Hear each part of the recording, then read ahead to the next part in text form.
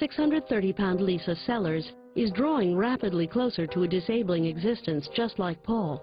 At just 39, her knees are becoming crippled under the sheer weight of her body, while her enormous stomach hangs as low as her knees.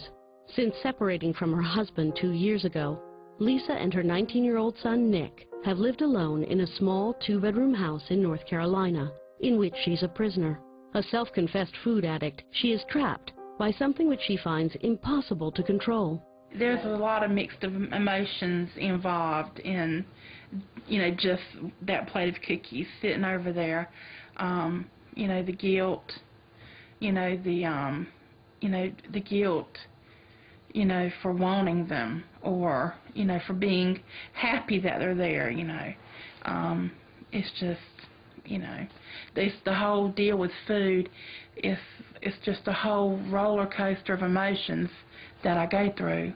I have noticed that I guess she gets a little more excited than, say, I would about eating a bag of cookies coming to the house. They're gone in a pretty short amount of time, or just any type of junk food that you can just have between meals and stuff and just snack on. She gets a little overboard with it.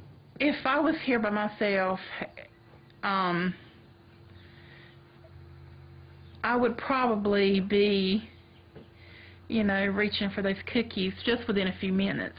Probably as soon as I felt like it was safe, nobody was around or was going to come in or come back, I'd be right on those cookies, yeah.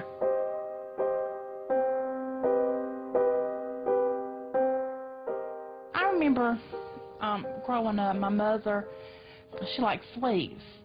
And my daddy didn't really like for us to keep them in the house, but she would buy them and hide them.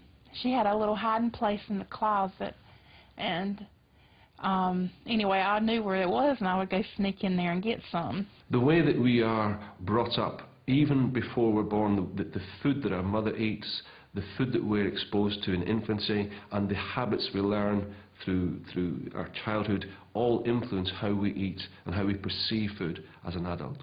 They're definitely, she definitely has weird, unusual eating habits, and like she'll get up in the middle of the night and go to the bathroom and then make a trip to the kitchen and fix something to eat.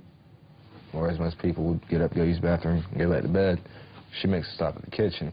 If I'm going to eat something like candy or cookies or cake, something sweet or something that's bad, I will eat them when, it's just me, when no one's around at night. I'm getting ready to go to sleep, and this is kind of my ritual that I do sometimes, some nights before I go to sleep, or I have a snack before I go to sleep, and it kind of helps relax me and kind of, helps me ease off into sleep. I would say that probably food is probably one of the first things I think of when I wake up in the morning, and, probably one of the last things I think about when I'm going to sleep. This bedtime snack alone totals 1,040 calories. The reason why she can consume so much of a high-sugar product is almost certainly just because her body is not reacting to it in the same way that leaner people do and isn't telling her that she's had enough. And of course you become accustomed to that high sugar intake. Your body levels of insulin are high and remain high, and the complex physiological processes that then occur take away that brain signal that says, I've had enough, it's time to stop. Typically, an average-sized man will store body fat around his waist. But for a woman, fat distribution is different. She will store fat around her hips and thighs. But for a super-morbidly obese woman like Lisa Sellers, this feminine trait no longer exists. The whole body simply becomes overwhelmed with fat, as the fat cells in the body swell to become up to 6 times bigger. When you gain weight, your fat cells also begin to multiply, from the average 40 billion up to 100 billion. If Lisa were to lose weight, This increased number of fat cells will never decrease. They can only shrink in size. The relationship I have with food is very much like a love-hate relationship. It's like when I'm eating, I feel almost, euphoric. I love the taste of the food and, everything about it, about eating. But afterwards, I feel like I've done something wrong. I feel guilty about it, and that depresses me, breaks me way down. There was someone who was close to me who had a problem with drugs one time, and I used to be very, I